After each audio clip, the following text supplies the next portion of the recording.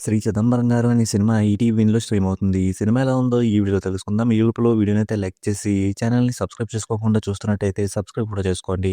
ఈ సినిమా అంతా చూసాక నాకైతే పర్వాలేదనిపించింది. ఈ సినిమాలో పెద్దగా స్టోరీ ఏమి ఉండదు. హీరోకి మెల్లకన్ను ఉంటది. ఆ మెల్లకన్నుని హీరో పెద్ద ప్రాబ్లమ్‌లో ఫీల్ అవుతూ ఉంటాడు. ఇంకా అలా ఉండే హీరో అది పెద్ద ప్రాబ్లమ్ కాదని చెప్పి ఎలా రియలైజ్ అయ్యి బయటకొచ్చాడనేది సినిమా. ఈ సినిమా ట్రైలర్ చూసినప్పుడు మంచి ఫీల్ గుడ్ లవ్ స్టోరీ అవుతదేమో అనిపించింది. కానీ సినిమా చూస్తున్నప్పుడు మాత్రం అంత ఫీల్ కనిపించలేదు. ఇంక ఈ సినిమాలో బాగా అనిపించిన విషయాలేంటంటే, సినిమాలో విలేజ్ బ్యాక్‌డ్రాప్‌ని చాలా బాగా చూపించారు. అలాగే అక్కడ ఉండే క్యారెక్టర్‌లు, వాళ్ళు మాట్లాడుకునే మాటలు ఇవన్నీ కూడా నేచురల్‌గా అనిపించాయి. ఇంక సినిమాలో హీరోగా కనిపించిన అతని పెర్ఫార్మన్స్ అయితే చాలా బావుంది. అలాగే హీరోయిన్ కూడా బాగా చేసింది. ఇంక మిగిలిన క్యారెక్టర్‌లో చేసిన వాళ్ళు కూడా వాళ్ళ క్యారెక్టర్‌లకు తగ్గట్టుగా పెర్ఫార్మన్స్ అయితే చేశారు. ఇంక సినిమాలో వచ్చే సాంగ్స్, బ్యాక్‌గ్రౌండ్ స్కోర్ కూడా సినిమాకి మంచి ఫీల్‌ని తీసుకొచ్చాయి. ఇంక సినిమాలో చెప్పాలనుకున్న పాయింట్ బావుంది. అలాగే సినిమాలో కొన్ని చోట్ల డైలాగ్స్ కూడా బావున్నాయి. ఇంక ఈ సినిమాలో కొంచెం బాగా అనిపించని విషయాలేంటంటే, సినిమా స్క్రీన్ ప్లే అయితే కొంచెం స్లోగా ఉంది.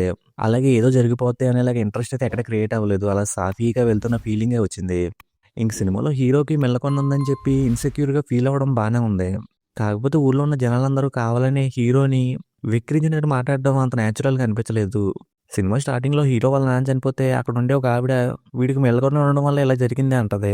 అలాంటివి సినిమాలో అక్కడక్కడ కనిపించాయి. అవి ఎందుకో కన్విన్సింగ్‌గా ఉన్నట్టు అనిపించలేదు. కావాలనే క్రియేట్ చేసినట్టు అనిపించింది. ఇంక ఇలాంటి పాయింట్‌తోనే ఇంటర్వెల్ దగ్గరకొచ్చేసరికి ఒక చిన్న కాన్ఫ్లిక్ట్‌ని స్టార్ట్ చేస్తారు. అక్కడ హీరోయిన్ ఏదో అంటే హీరో తప్పుగా అర్థం చేసుకుంటాడు. అప్పుడే హీరోయిన్ నేను అన్నది అలా కాదు ఇలాగని చెప్పే ఛాన్స్ ఉంటది. కానీ చెప్పదు. అలాగే సెకండ్ హాఫ్ స్టార్ట్ అయిన తర్వాత వెంటనే వేరే ఛాన్స్ వస్తది. అప్పుడా చెప్పదు.